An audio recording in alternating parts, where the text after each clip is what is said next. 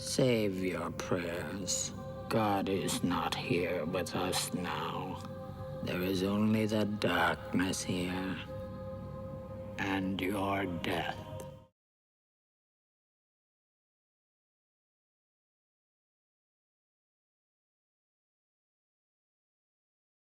Okay, my name's Hannah Jayne. I'm the author of the Underworld Detection Agency series. In Under the Gun, Sophie and Alex are matched up again when a werewolf comes back from the past, and a series of murders that look like they have been committed by such said werewolf, whatever. So, let's just put it this way. Sophie and Alex are back at it again when there is a rabid werewolf tearing through San Francisco, and they have to find out who he is and if in fact he is the werewolf boss, Samson, back from the dead. Oh, there's a definite evolution that comes especially in book 4. So when we started out with book 1, Underwraps, Sophie was a little bit, well, she fell down a lot and she ate a lot of crackers and pinwheels, and she cried a lot, and little by little she's gained some strength throughout the books, and in book 4 she really comes into her own. Not only does she kick some butt, which is really, really good, she also ends up in the black leather that she is on the cover of the books in. Nina herself is always crazy and zany, but in this book, she has decided that she wants to take control of her life and do something that really matters. And so she is putting the UDA on the map, so to speak. We might see an expanded universe coming up, especially in the next book, because there is a lot more of the demons of the underworld who are popping up. But, you know, San Francisco has so many of its own just weird, demony, strange people, and I can say that because I'm a San Francisco native. So I like to keep the ones that I make up kind of small because I really want the rest of the city to take stage. Honestly, I never intended to write funny, ever. And the first stuff that I started writing on my own was like really dark, just depressing, and, you know, and in my family, I'm kind of known as the not funny one. Everybody else is really, really funny. I mean, our entire like family life is a skit from Saturday Night Live. We're Italian, we're loud, we're mean. So as I was writing this book, I don't know, it just came out, and instances that I don't mean to be funny became funny. So in Under the Gun, I think she's reaching for a gun, which could have been taken a couple of different ways. And initially, when I had Sophie learn to shoot in the first book, it wasn't supposed to be funny. It was supposed to be, you know, very badass. So I learned to shoot, and I cried. It was very scary. Nobody says that fire comes out the back and everything. So it had to be funny because I'm an idiot, and I just couldn't. I'm not good enough as a writer to have made that serious when I just screwed it up so badly. Underwraps kind of came out on its own. I didn't have a title for it, and literally my agent called me right before we sent the books out to the publishers and said, "Hey, you got to title this book." And you know, I couldn't. And I kept trying to kind of go through, okay, what's the book about, you know? And so I was explaining it to people, and I said, you know, Sophie's trying to keep the entire demon underworld under wraps. That works. And then it was my fabulous editor, John, who came back with Under Attack for book 2. And so it just kind of spun from there. And I like it because it is easy to find, you know that my books are these ones. So kind of cool. Please tell my publicist and my editor that I know ahead of time, but I don't know ahead of time. Ultimately, I usually have the first line and the last line in my head. I know that sounds really weird. So I know that I need to write 70,000 words in between there, or, you know, 85,000.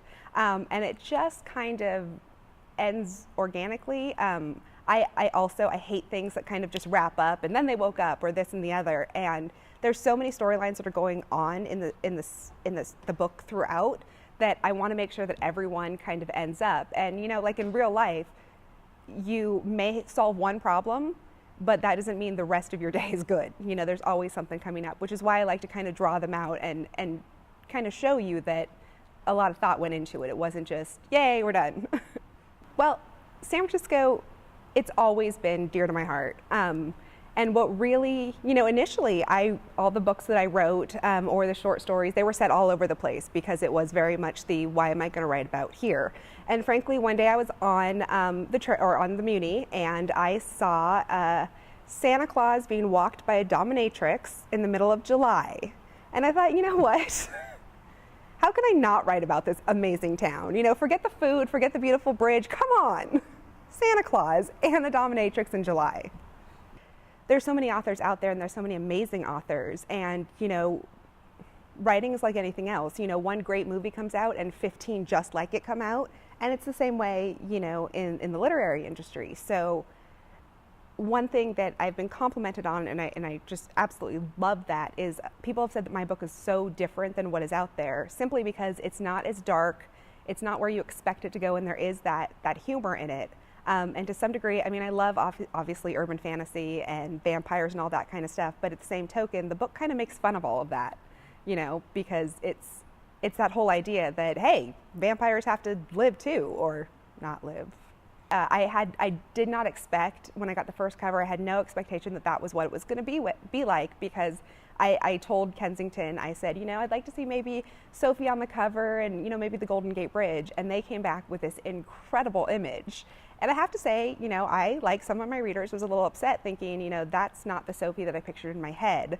But I think it has really suited the series well, because Sophie does a lot of living in her head, and she thinks she's a lot more badass than she is. So, to some degree, that's who she wants to be. And I think we all kind of have that image of ourselves of, some days I feel like an idiot, and some days I'm like, oh yeah, right? And I worked in television and film prior to this, where, obviously sex is prevalent. And I have no problem with sex. It's, fantastic. But I didn't really want it to be the focus of the book. Because again, it's more of, Sophie's journey and the adventure, and I didn't think it needed it, frankly. I don't have a problem with, sex in literature or in film when it's necessary and it really enhances the story. And in the case with these books, I don't think it really did. So there's some of it in, and a lot of people say I'm a prude, but I'm a good Catholic girl. We're actually looking at 6 books and 2 in a spin-off series. And I know, now that I say that, I think, oh my God, that's just right around the corner. But I do want, Sophie and the whole gang obviously to live on, but I'm not a fan of the books that drag on just because they can. I think that every story has a natural end, and I think Sophie and her universe is coming to an end, but that doesn't mean it's over. We have spin-off books that feature Nina as the main character, and we're looking at doing a webisode series where Vlad is actually the main character. So yeah, spin-offs. It's kind of a combination. Some days, absolutely. Absolutely, I would love to have a comic book or a graphic novel. EA Games has approached us to do a series or a game series based in San Francisco. So Sophie and the characters moving through the city, I think that would be fantastic. So, on the one hand, I definitely do want to see life beyond just the books. But then on the other hand, I don't want it to be so in your face. I don't want it to, no offense, Twilight. I don't need a Sophie lunchbox or action figure, although that would be kind of cool. So, kind of the yes and the no. I'd love great things to come out of it, but again, I don't want it to just be because I can. Or the 5th book is actually called Under a Spell, and that's going to be out, August 2013. So coming soon. And I'm taking, suggestions for the 6th title, and I already have underwear. I've had that suggested to me several times.